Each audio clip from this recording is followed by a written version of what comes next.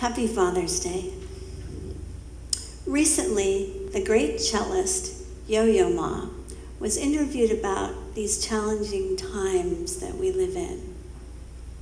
And he said, for me, it's not about if we can go back to what we did before, but it's about being able to go back to what we value and carry it with us forward. And that is a kernel of this message today for Father's Day. Listen carefully to this Zen koan. See if you can grasp the meaning for us today. The monkey is reaching for the moon in the water. Until death overtakes him, he will never give up.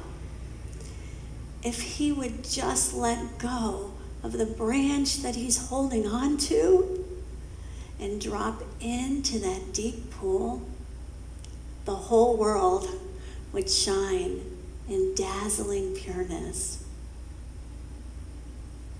The monkey will forever be confused and frustrated, trying to grasp at the moon in the water. The monkey has to let go of his grasping, of his attachment to the branch, to know and experience the real moon in the sky, illuminating the night. The monkey, representing the one that goes through the motions of life, just kind of imitating everyone else and just accepting the cultural norm, this monkey must learn to immerse himself in the transparency of truth and to himself be more transparent to what he does not know. The little me has to slip into the shining sea so we can experience the vastness of being. My teacher, the Buddhist monk, Bhante Dharmawara, used to say, there are two kinds of men in robes, monks and monkeys.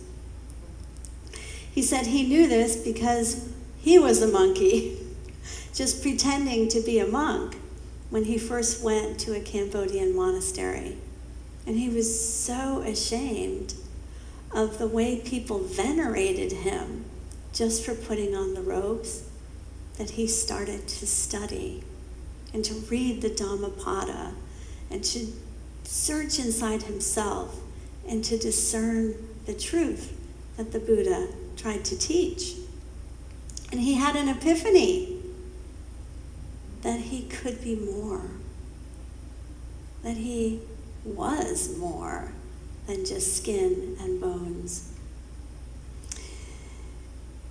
He believed he could be the master of his own mind and life. And that was the day he began his individual search and his study and focus on transformation in consciousness. Since we're talking about monkeys and men, I can't help but resist sharing with you my favorite monkey poem. It ends the debate about whether or not humans evolved from apes once and for all. It's by Roberta Fields. It's called The Monkey's Disgrace. 3 monkeys sat in a coconut tree discussing things as they are said to be. Said one to the other, now listen you two, there's a rumor around that just can't be true, that a man descended from our noble race.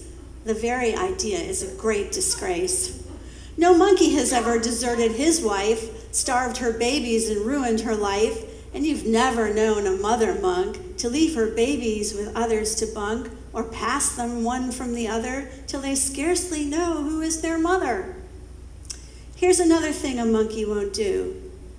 Go out in the night and get in a stew, or use a gun or a club or a knife to take some other monkey's life. Yes, man descended, the ornery cuss, but brother, he didn't descend from us. So let's talk about our human ancestors, our family, our ancestral lineage, the ones we're coming from in this lifetime. How can we honor our parents and our ancestors who came before us and some of who are now on the other side of life? The Bible teaches, honor your father and mother, that your days may be long in the land which the Lord your God gives you. So there's something special in honoring our parents that gives us longevity. Exodus 21:17 also states, anyone who curses their parents will be put to death. Gosh, it's a wonder there are any teenagers still alive today. I know I wouldn't be here if they enforced that rule. But there's a deeper meaning to these teachings, a metaphysical meaning. The word honor comes from the Hebrew word kabod, which means burdensome. So a simple card or a dinner for mom or dad won't do. It has a much deeper significance.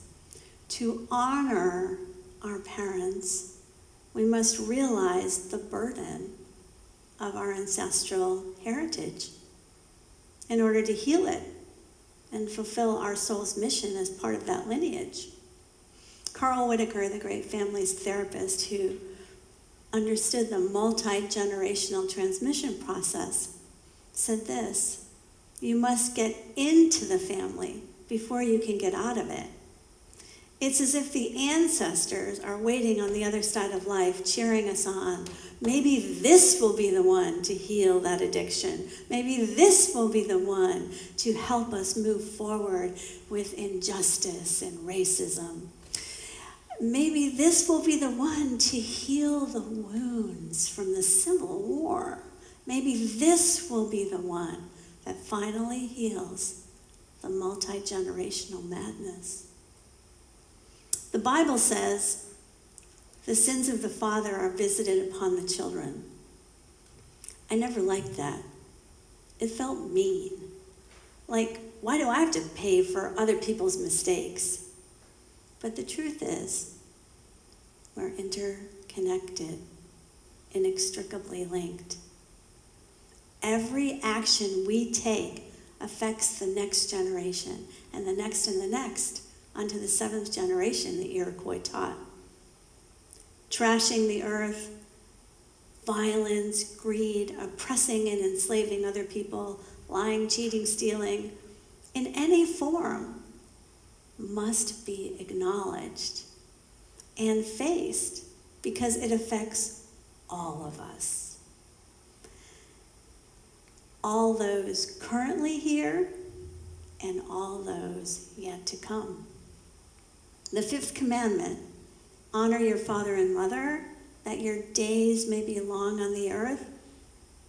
It means a whole lot more than be good to your old man.